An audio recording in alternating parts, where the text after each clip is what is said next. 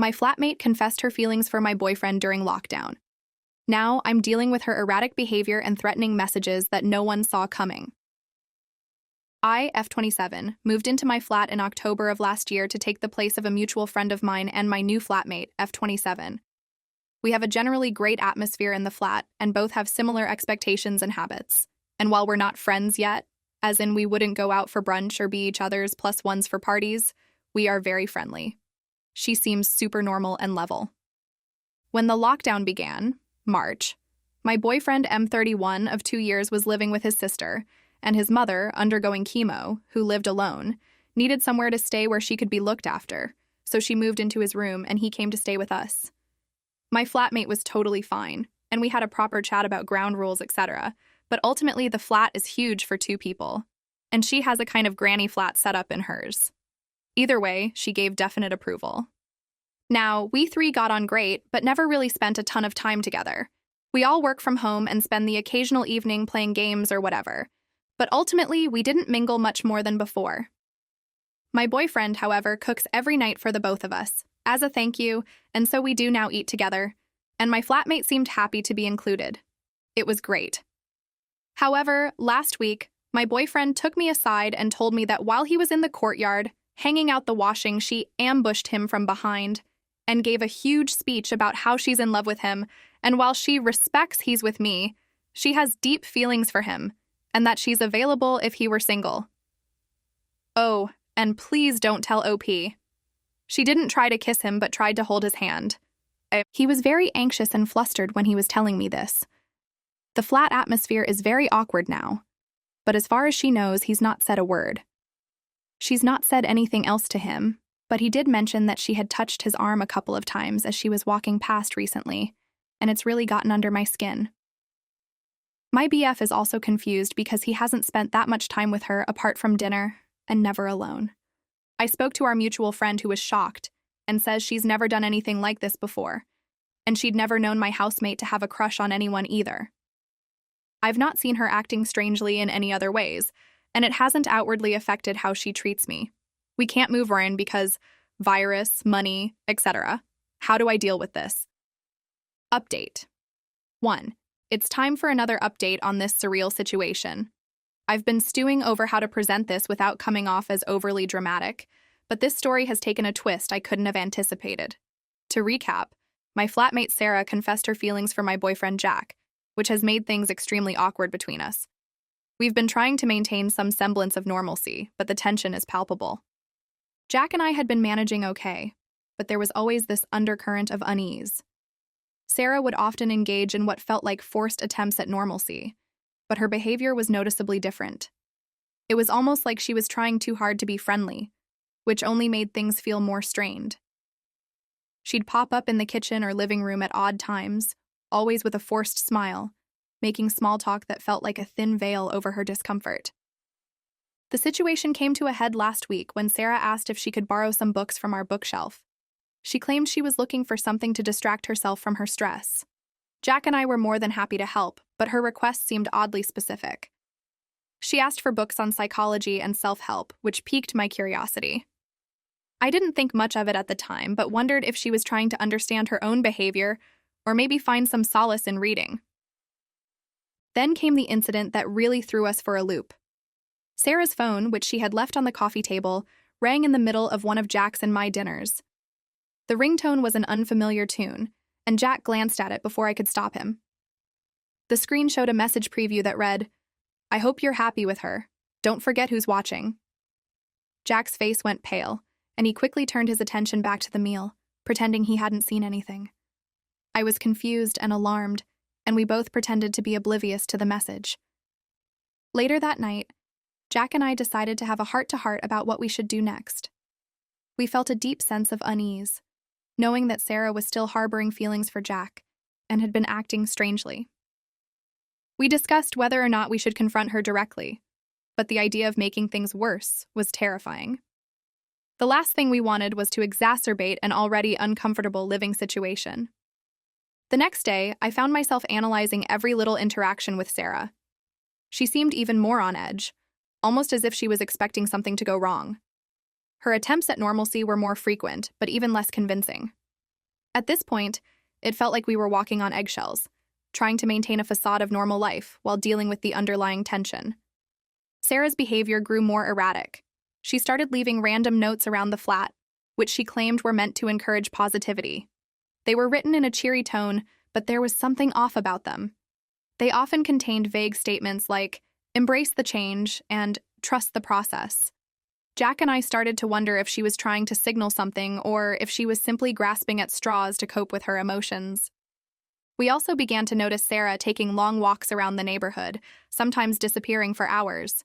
When she returned, she would be visibly exhausted, but refused to talk about where she had been. It was clear that something was deeply troubling her, but she wasn't ready to open up. It was like she was trying to escape from something, but what could it be? The turning point came when Sarah unexpectedly asked to borrow our car. She said she needed it for an urgent errand and promised it would only be for a few hours. Given the state of things, Jack and I were hesitant but agreed. When Sarah returned, she seemed even more agitated. She had a strange look in her eye, as if she had been caught up in something she couldn't explain. That evening, Sarah finally approached us with a request to talk. She seemed nervous and on edge, and Jack and I braced ourselves for whatever was coming. Sarah revealed that she had been feeling overwhelmed and had been seeing a therapist, as well as taking medication for anxiety and depression.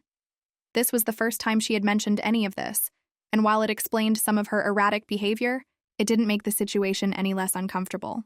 Sarah then dropped another bombshell. She told us that she had been receiving strange and threatening messages from an anonymous number. The messages had started shortly after her confession to Jack, and they seemed to be targeting her insecurities and fears. Sarah claimed she had been trying to ignore them but was finding it increasingly difficult. Jack and I were stunned. The messages were more than just creepy. They were a serious cause for concern. We offered to help Sarah report them, but she was hesitant, worried about making the situation worse. It was clear that she was dealing with more than just her feelings for Jack. She was facing an external threat that was affecting her mental health and our living situation. In the days that followed, the tension continued to mount. Sarah's attempts at normalcy were becoming increasingly desperate, and Jack and I were struggling to keep things balanced. The flat had become a battleground of unspoken emotions and hidden fears. We were left wondering how to handle the situation without making things worse or putting ourselves in danger.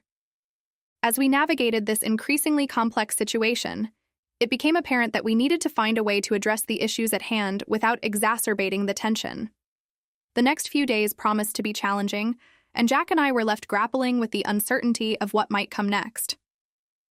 Update 2. All right, here's the next installment of our surreal saga. After the shocking revelations about Sarah's therapy and the anonymous threats, things seemed to spiral further out of control. Jack and I were still processing everything when the situation took yet another bizarre turn. The day after Sarah's disclosure, Jack and I noticed something odd.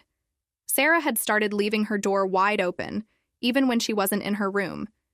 It was unusual because she had always been quite private about her space. We tried not to make a big deal out of it, but it felt like another layer of the already strained atmosphere. We weren't sure if it was a sign of her trying to be more transparent, or if it was just another symptom of her anxiety. A couple of days later, I was in the kitchen making dinner when I heard a loud thud coming from Sarah's room. It sounded like something had fallen or been thrown. I went to check it out, and when I opened the door, I was met with a sight I wasn't prepared for. Sarah was sitting on the floor, surrounded by what appeared to be a mass of shredded documents. It looked like she had been tearing up papers for hours. Sarah was visibly distressed. When I asked her what had happened, she explained that she had been going through old records and trying to get rid of things that reminded her of her ex. She claimed that the emotional weight of these items had become too much for her to bear. Jack and I were sympathetic, but the sight of her room in disarray was troubling. It was clear that Sarah was struggling to keep herself together.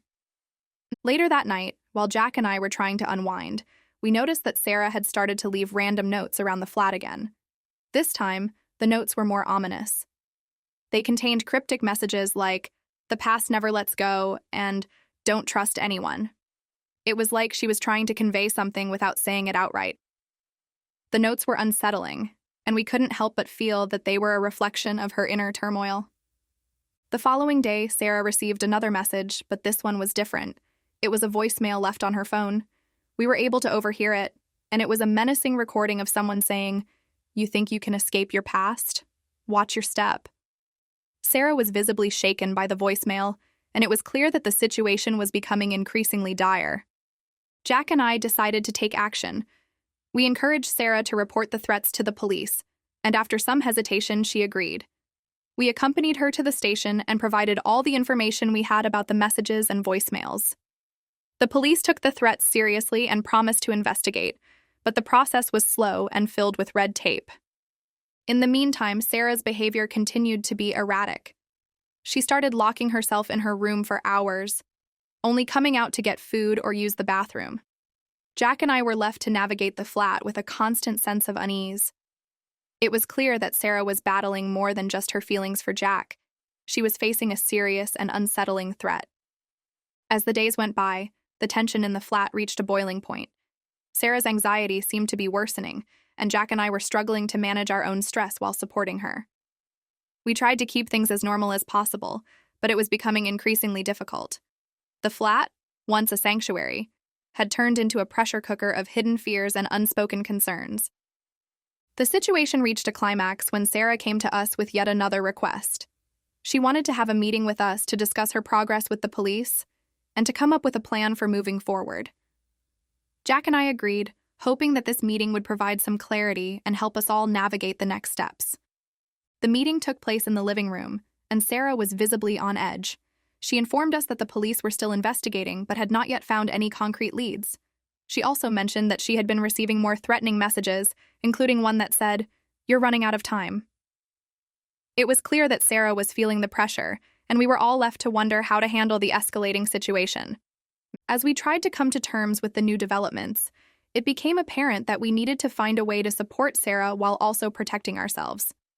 The situation was becoming increasingly complex, and the uncertainty of what might come next was overwhelming. We were all left with more questions than answers, and it was clear that the road ahead would be challenging. Update 3.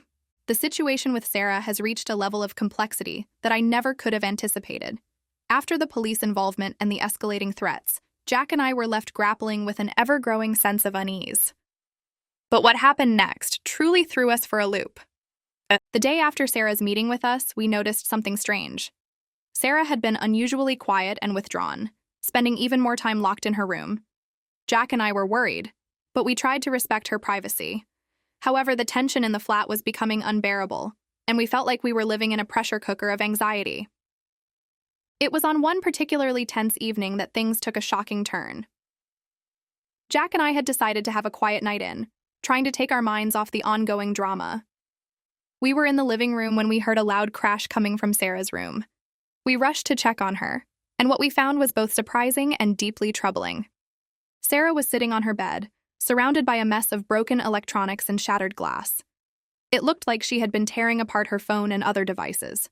She was in a state of distress, her face flushed and tear-streaked. Jack and I tried to calm her down and help her clean up the mess. Sarah explained that she had been trying to erase any evidence of the threats and messages she had received, believing that doing so would make her feel safer. As we helped Sarah clean up, we found something that made our hearts sink. Buried under the debris was a small notebook with detailed notes about Jack and me. The notes included observations about our daily routines, personal conversations, and even our private moments. It was clear that Sarah had been meticulously tracking every detail of our lives. When confronted about the notebook, Sarah broke down completely. She confessed that she had been struggling with her mental health for years, and that the threats and messages had exacerbated her paranoia and anxiety. The notebook was her attempt to make sense of her world, but it had become an obsession. She revealed that the threats she had been receiving were not from an external source, but were a manifestation of her own fears and insecurities. Sarah explained that her therapist had been trying to help her address her mental health issues, but she had been too overwhelmed to make much progress. The threats, which she believed were from an external source, were actually her mind playing tricks on her. The messages, the threats, and the paranoia were all products of her own troubled psyche. Jack and I were stunned by the revelation. It was clear that Sarah was in a deep state of emotional distress, and the situation had become far more complex than we had initially realized. We immediately contacted Sarah's therapist and encouraged her to seek additional help. We also worked with Sarah to ensure that she was safe and that she had the support she needed. In the aftermath of the revelation, Jack and I were left to navigate a new set of challenges. The flat, once a place of comfort, had become a battleground of mental health struggles and emotional turmoil. We worked with Sarah to create a plan for moving forward, which included regular therapy sessions and a support network to help her cope with her issues. The situation was far from resolved, but we were hopeful that with the right support, Sarah could begin to heal and regain control of her life. Jack and I were committed to supporting her through this difficult time while also ensuring that we maintained our own well-being. As we continue to navigate this complex situation, we're left with a profound understanding of the challenges faced by those struggling with mental health issues. The journey ahead will undoubtedly be challenging, but we're determined to face it with empathy and compassion. Thank you for following along and for your support during this tumultuous time.